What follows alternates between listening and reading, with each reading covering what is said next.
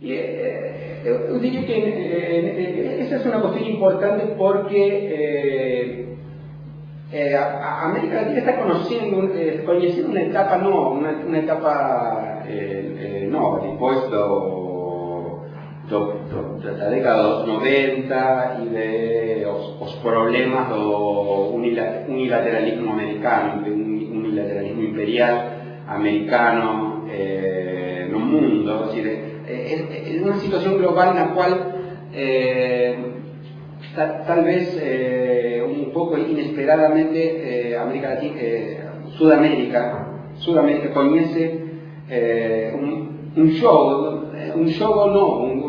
donde tem ganhado grados de liberdade para a acción. Os estados y un proceso de recuperación tanto económico como político que responde a muchos factores. Responde por un lado o fato de que os paradigmas dos 90 e a capacidade coercitiva ou coactiva dos organismos internacionales que tiñan nos 90 ten diminuído moito, en parte por propio fracaso de aqueles consensos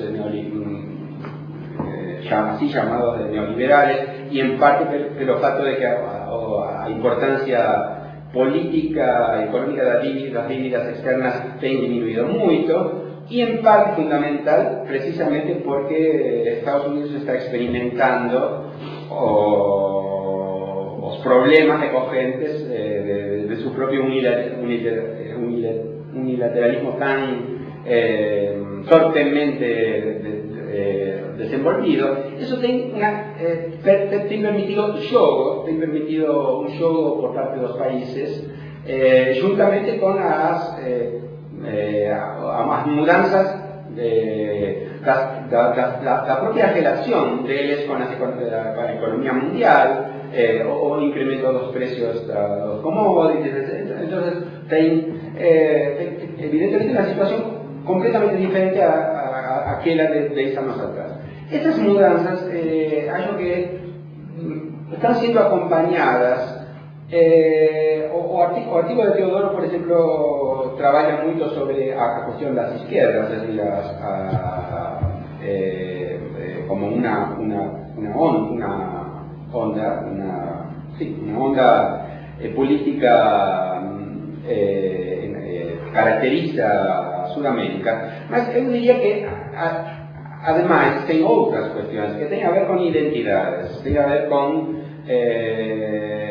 un regreso a las identidades, una volta a escena de las identidades. Una de ellas es la identidad de los nacionalismos y otras las identidades étnicas, por ejemplo, el caso boliviano, ¿no? O en Ecuador, en Perú, y estas cuestiones tienen sus propios problemas. Y en ese sentido, yo creo que Brasil tiene un papel fundamental, mas que no está cumpliendo también, ¿no? En lo que dice respecto a mantener un cierto equilibrio y una moderación de esos problemas. Son dos ejemplos, ¿no? Un de ellos es o papel de Venezuela, ¿no?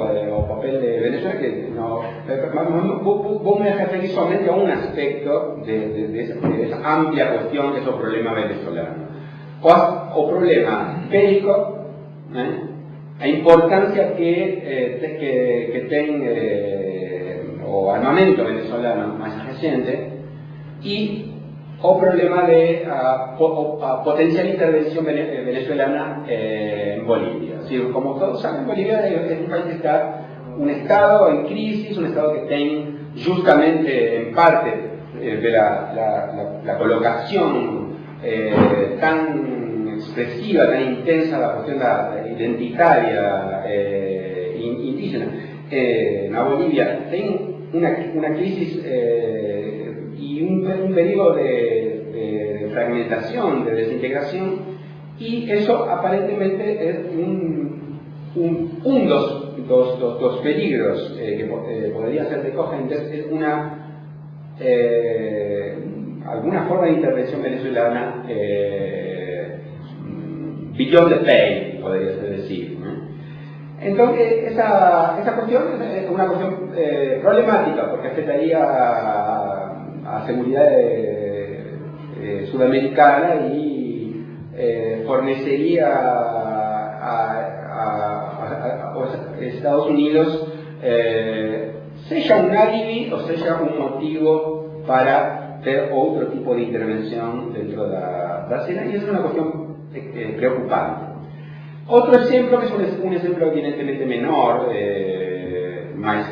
no por eso irrelevante, y que a mí como argentino me afecta particularmente, es la cuestión, la crisis entre Argentina, o conflicto entre Argentina y Uruguay, lo que dice respecto a instalación de, más que instalación de unas plantas de pasteras celulósicas, lo que dice respecto a iniciativa política uruguaya de completar o desenvolvimiento de su sector foresto industrial.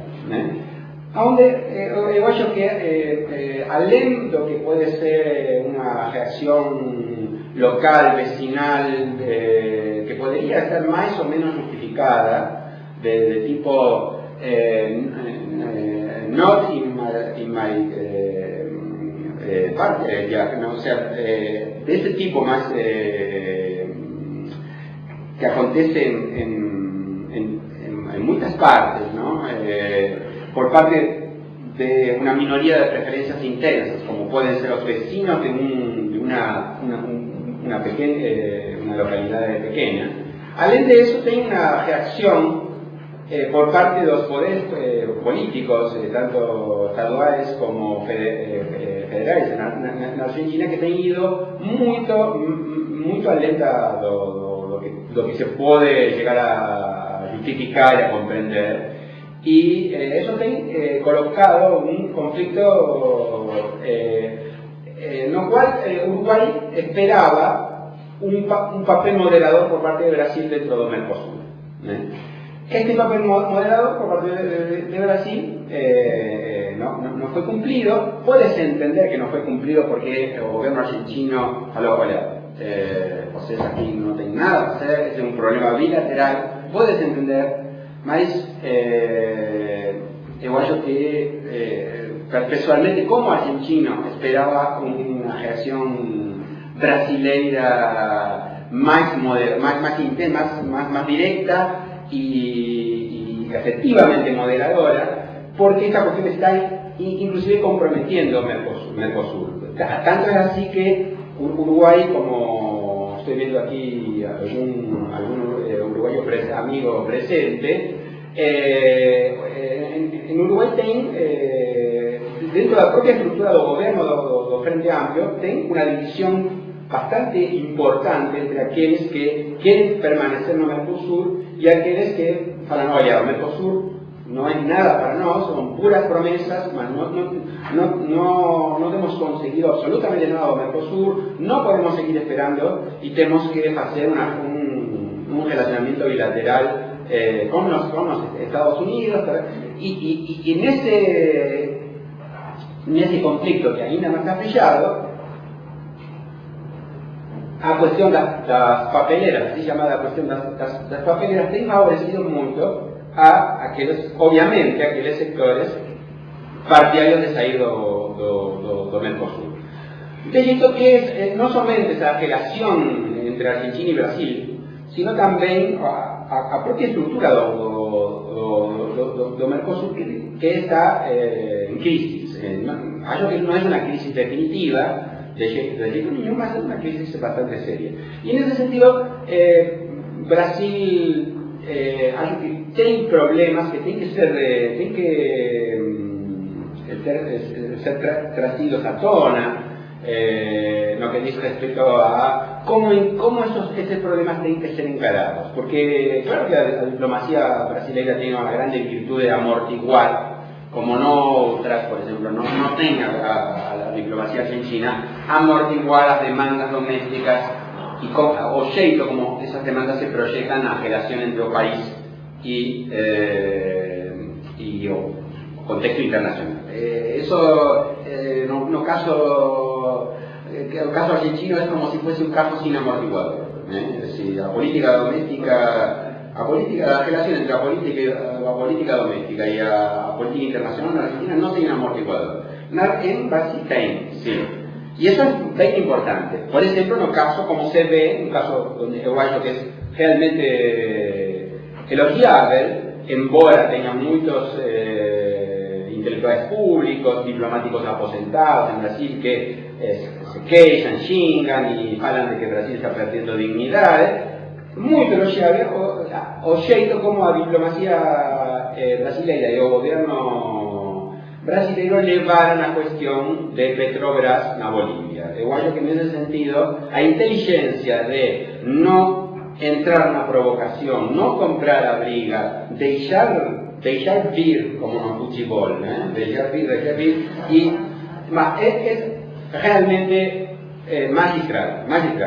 Mas o problema sería que sería extremadamente importante que esa experiencia y esa capacidad se proyectase más enérgicamente también en la escena sudamericana, que está afectada por periodos bastante expresivos. Bueno, por mí.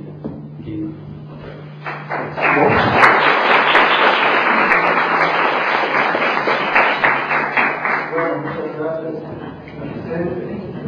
Paso a palabra para Teodoro y después podemos hacer uma sessão de perguntas, alguns conhecimentos adicionales. Claro, la parte más interesante. Claro.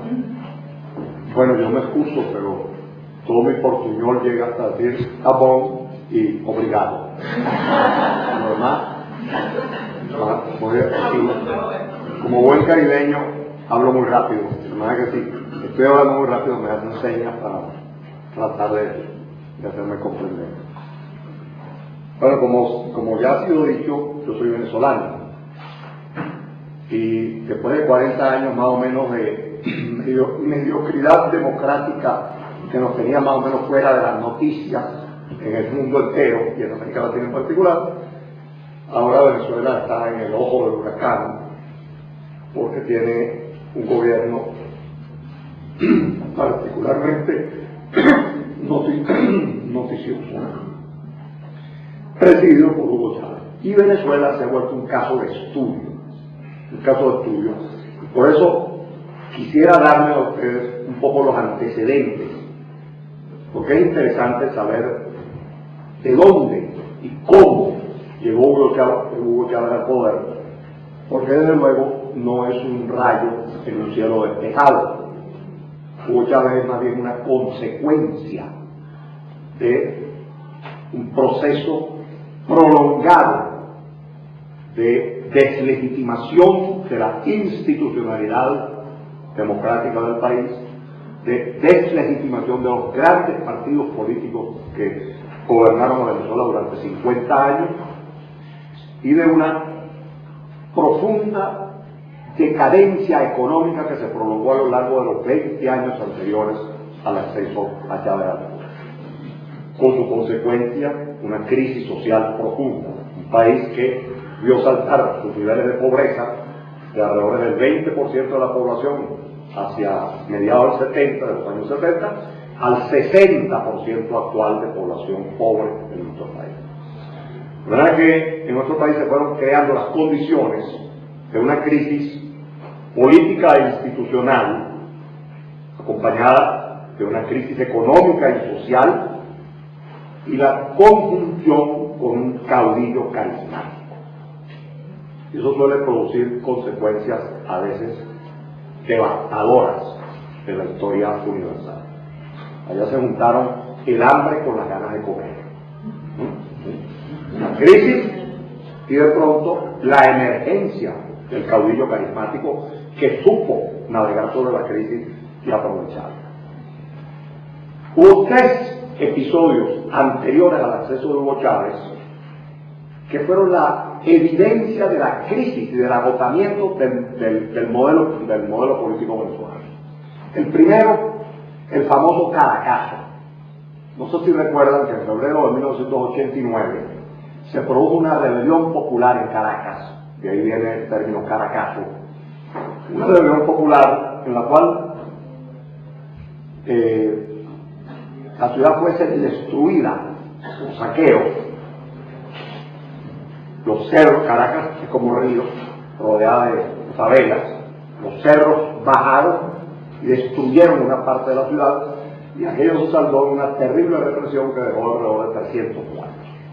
El ejército fue utilizado en funciones policiales, por supuesto el ejército actúa con el criterio de que lo que tiene frente a un enemigo que debe aniquilar, la policía fue sobrepasada y el resultado fue terrible. Bueno, ¿de dónde habían surgido en aquella economía petrolera aparentemente próspera estas masas de desesperados que saquearon la ciudad? ¿De dónde salieron estos pobres? El país parecía descubrir un fenómeno que venía incubándose desde finales de los 70, cuando la economía venezolana entró en un declive prolongado y se fue creando un empobrecimiento en términos del país, medio de caída sostenida del Producto Interno Bruto, caída sostenida de la actividad económica y por tanto creación de desempleo, y en términos individuales. Bueno, los políticos venezolanos que dirigían el país fueron tomados por sorpresa por el Caracazo. Esto fue en febrero de 2019. 3 años después, de una fuerza armada que parecía totalmente integrada y asimilada a la estructura democrática del país, de la cual ya hacía décadas, en la cual no se producía ningún tipo de movimientos de tipo golpista, de pronto en febrero de 1992 se produjo una tentativa golpista que por fallas meramente operativas no triunfó, la del teniente coronel Hugo Chávez. Meses después, en noviembre, se produjo una segunda tentativa golpista, mucho más a la derecha de Chávez, y nuevamente la pregunta surgió: ¿de dónde salieron estos militares? Desde el 4 de febrero, no el 27 de noviembre, que fue el segundo golpe. ¿De dónde salieron estos militares que ya en la mañana, cuando aparecieron en televisión, contra lo que todos esperábamos que se trataba de un golpe militar clásico de derecha, de gorila, aparecieron hablando un lenguaje que a todos nos sorprendió? El lenguaje de la izquierda. ¿De dónde habían salido? En aquellas fuerzas armadas que parecían las más asumidas o asimiladas, digamos así, a la estructura democrática, a la institución democrática. ¿De dónde salieron estos militares? Segundo fenómeno. Tercer fenómeno, tercera campanada, digamos así, del destino que los políticos venezolanos no leyeron, los políticos que dirigían el país. La victoria de Rafael Caldera en las elecciones de 1993. Rafael Caldera, para quienes no conozcan, es el fundador de la democracia cristiana venezolana, que llegó a ser el más importante demócrata cristiano del mundo después del italiano, incluso como partido más poderoso que el chileno, que era la otra gran democracia cristiana de América Latina. Pues bien, este hombre había roto con su partido. El fundador del Partido Demócrata Cristiano, PPI, por sus siglas, rompió con el partido, y a la cabeza de una coalición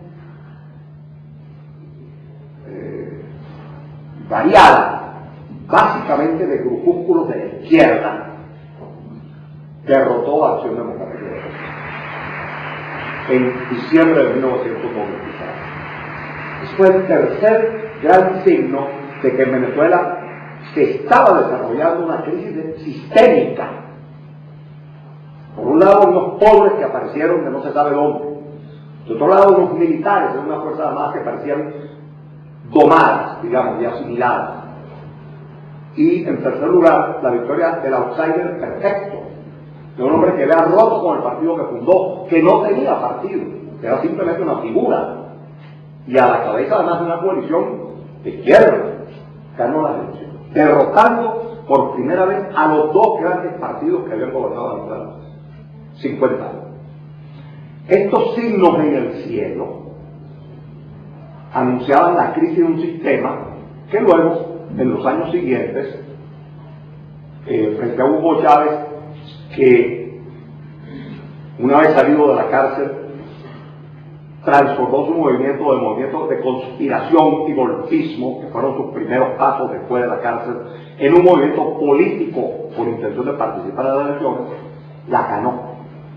Y la ganó con un discurso antipartidos, un discurso muy duro contra los partidos, contra los dos partidos que habían gobernado Venezuela, y además un discurso que con una resonancia redentora, vamos a llamarla así. Un discurso dirigido a esa Venezuela que durante 20 años antes de las elecciones del 98 había venido sumergiéndose en los sótanos de la sociedad. Esa Venezuela que fue empobreciéndose paulatinamente y que llegaba para esa época a costar el 60% de la población venezolana viviendo en condiciones de pobreza, la mitad de la cual vivía en condiciones de pobreza crítica, de pobreza atroz. Pues bien, como era natural, aquel candidato, con el discurso contra partidos que ya estaban desacreditados, se veían los elevadísimos índices de abstención que precedieron las últimas elecciones de 1998, con un sistema, con una institucionalidad democrática también muy desacreditada. Los venezolanos, que en todas las encuestas mostraban ya un enorme desprecio por los partidos que hasta 1988 todavía por falta de alternativa ocupaban el 90% de la población venezolana, del electorado venezolano, con instituciones como el Parlamento que se colocaban entre las más despreciadas por el pueblo, como mostraban las encuestas, y los políticos aparecían en el ranking del desprecio universal en el último lugar. Es decir, los venezolanos que se ocupaban de distintos oficios los políticos aparecían como los últimos en la lista de la infamia. En un cierto momento, cuando la crisis bancaria en 94, los banqueros nos desplazaron a los políticos del último lugar, pasaron ellos a ser las bestias negras del asunto, pero rápidamente los políticos volvimos por ese lugar, un tiempo después. En estas condiciones, el discurso de Chávez se transformó en un discurso vencedor. Ganó las elecciones con el 54% de la votación. La ganó cómodamente, frente a dos partidos que, como símbolo de su decadencia, al final enloquecieron. Y uno que había comenzado lanzando una reina de belleza como candidata, que no porque sea bella debía uno pensar que tenía el sexo hueco, pero además de ser bella tenía el sexo hueco. El gran Partido Social Cristiano lanzó una Miss Universo como candidata presidencial, y hasta que apareció Chávez, los venezolanos estaban ya tan desesperados en relación con los gobiernos del partido que el 60% de los venezolanos estaban dispuestos a votar por nuestra Miss Universo, Irene Sáez, como presidenta de la República. Y el otro gran partido, Acción Democrática, terminó mandando al diablo a su candidato, y todos terminaron unidos en torno a un outsider que fue el que finalmente enfrentó a Hugo Chávez para perder. Chávez ganó las elecciones y de ahí viene, le tengo aquí, ¿no? Es decir, se conjugaron una crisis económica, una decadencia económica durante 20 años, producto del agotamiento del modelo petrolero rentista venezolano, ahora superpotenciado por la situación petrolera actual en el mundo, pero en todo caso en aquellos años la crisis venía manifestándose de una caída sostenida de lo que el ingreso petrolero contribuía per cápita en el país. A finales de 1970, a cada venezolano tocaba el ingreso petrolero $1.600. En 1998 eso se había reducido a 400 y pico euros. Una crisis económica simultáneamente con una crisis política que tenía que ver bastante con que los venezolanos, que se sentían bien gobernados hasta ese momento por Aristotle, comenzaron a mirar a sus dirigentes como gente no solamente poco competente, porque el país se le estaba yendo de las manos, sino además demasiado ladrones, porque hasta ese momento, como es usual en América Latina, nosotros los latinoamericanos, mientras haya ladrones, pero la cosa parece bien administrada.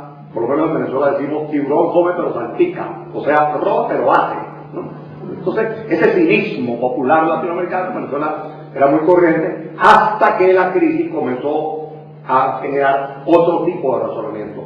Si yo soy pobre es porque alguien me está robando, y por lo tanto la corrupción pasó a ocupar un lugar muy destacado en el discurso contra el sistema político. Y ese discurso, ¿quién lo hizo? El líder carismático. El líder, el hombre que se había alzado, no ha sido rodeado con el aura de bravura que en nuestro continente suelen tener los hombres duros, de armas tomadas, el coronel que se alzó, y finalmente estuvo preso unos años, etc. Bueno, pues este hombre ganó las elecciones. ¿Dónde estamos parados hoy? Tengo que saltar los 8 años de gobierno, pero debo decir que a lo largo de estos 8 años, Chávez comenzó a ser asumido como una parte de la izquierda latinoamericana. Su gobierno comenzó a ser percibido en Venezuela y fuera de Venezuela como un gobierno de la izquierda. Un gobierno de izquierda, con un presidente un tanto extravagante, pintoresco en su modo de ser, pero finalmente su discurso parecía engranar con la prédica redentora de emancipación social, etcétera, típico de la izquierda. Sin embargo, en ese gobierno, desde el comienzo comenzaron a hacerse presentes varios rasgos que hoy ya lo definen cabalmente. Un estilo autoritario en el propio presidente, muy autoritario, la propensión creciente al control de los poderes públicos por el propio presidente y un rasgo militarista consagrado en la propia Constitución de 1999, que restableció el llamado fuero militar, que había sido desaparecido de nuestra legislación en 1830. Es decir, el fuero militar, el hecho de que los militares no pueden ser juzgados sino previo a un antejuicio de mérito, que se utiliza para funcionarios públicos, pero los militares, por su rango, no por el cargo que ejercen, sino por su rango, por posiciones generales y almirantes, necesitaban un juicio previo que determinara si podían ir a juicio. Es decir, el fuero militar. Y además, en la Constitución se le dio, en la Constitución del 99 se le dio a los militares una suerte de rol tutelar sobre la sociedad. Estos rasgos que han venido caracterizando el régimen a lo largo de estos 8 años, que no me han llevado a mí nunca a calificar, como es usual en algunos sectores venezolanos, de dictadura, lo que existe en Venezuela, pero obviamente la situación progresiva de estos rasgos nos van hablando de una democracia cada vez más restringida, cada vez más restringida. Al mismo tiempo, el gobierno, o Chávez, mejor dicho, primero con el discurso antipartido y luego con el discurso que tocó una tecla en los sectores populares muy sensible y que le permitió crear un vínculo afectivo y emocional con una parte importante de la población venezolana más humilde. Chávez no es un hombre desprovisto de respaldo popular, al contrario, cuenta todavía con un respaldo popular muy significativo. Porque el discurso de Chávez logró en esa parte de la población que se fue empobreciendo a lo largo de 20 años, restablecer una cierta idea de autoestima, de recuperación, digamos, de la dignidad de una parte de la población que había ido más o menos desapareciendo del radar de los partidos políticos.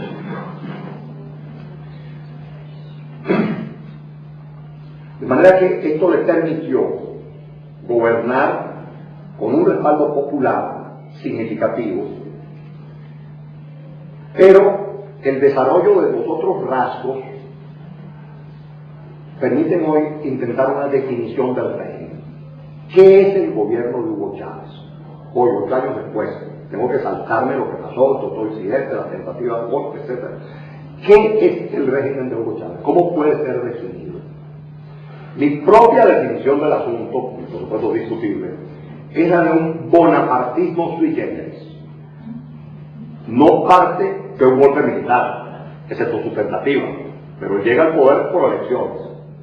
Refrendada esas elecciones a través de diversos procesos electorales con altísimos niveles de abstención, pero los votantes, los que han votado, le han dado a él la victoria. Sí, enormes niveles de abstención, pero la parte que vota ha votado por sus proposiciones. Elecciones parlamentarias, de gobernadores, de alcaldes, municipales, referendos, etcétera, referendos revocatorios. En ese sí no hubo abstención y lo ganó bastante bien. Ese bonapartismo, sin golpe militar previo, descansa hoy, y la viga maestra del poder de Hugo Chávez es la Fuerza Armada. La Fuerza Armada, después del golpe de abril del 2002, Chávez realizó una especie de limpieza política, vamos a decirlo así, no limpieza étnica, pero sí política.